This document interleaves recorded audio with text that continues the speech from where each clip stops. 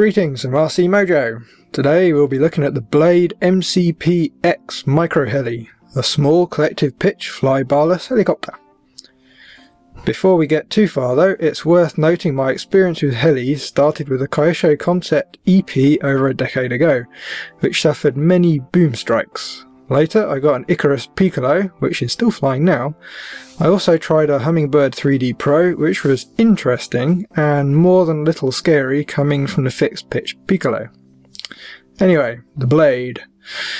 This is a version 2, which comes with a bigger tail rotor and some O-rings on the swash plate over version 1.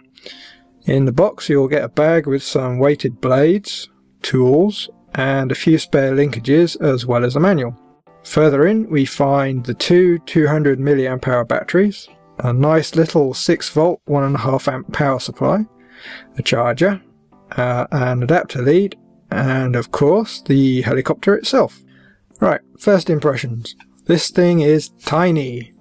Things have come a long way since the Piccolo. The lack of flybar makes it look a little odd if you've been away from helis for a while, but the electronics are supposed to make it nice and stable. Should make for an interesting first flight.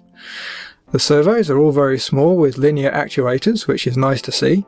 Since this is a bind and fly version, I'll be binding it to a DX8, which, along with the DX7S, has a neat feature involving the SD card. First, go to bladehelis.com and find your way to the mCP X page. Click on support and you'll see there's two zip files, one for the DX8 and one for the DX7S. Download the one suitable for your radio and decompress it. Inside you'll find most of the current bind and fly models. You can copy the whole directory to the SD card or just copy the relevant SPM file. Then you can just import the model from the SD card to your transmitter's memory. One thing though, make sure you select a new model memory before you import or it'll overwrite whatever model is selected, like I did. If you haven't got a DX8 or a DX7S, the manual has details for manually setting up a model. Okay, now for the ever-entertaining bind procedure. It should go something like this. Connect the battery to the heli. I would also weigh it down just in case. Turn on the transmitter with the bind button down. Hold full right rudder until it binds. I tried this several times with no luck, so off I went to the forums and found a few people suggesting the transmitter needs to be a few feet from the heli. I tried this and it bound right away. I guess one end or the other's radio is saturating when it's too close. Bit of a design flaw, but easy enough to work around. Now on to the flying. Bear in mind I'm not the best heli pilot, in fact I'm a terrible heli pilot.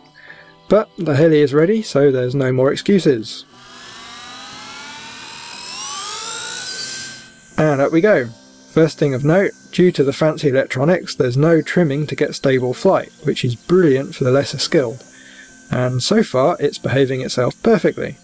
Having said that, it's not really a heli for the rank beginner. It's very twitchy and direct and would not do well with an over-controlling novice. But it should do well as a follow-up to a fixed pitch micro heli. As part of the setup there's a 4-minute timer for flight duration. This is to make sure the heli stays flyable and the batteries aren't damaged. But in the name of science, I ran a battery until it died, with it managing 7.5 minutes before landing in the grass. The battery was slightly swollen, but it seems to be usable. The lesson here is the 4-minute timer is best stuck to.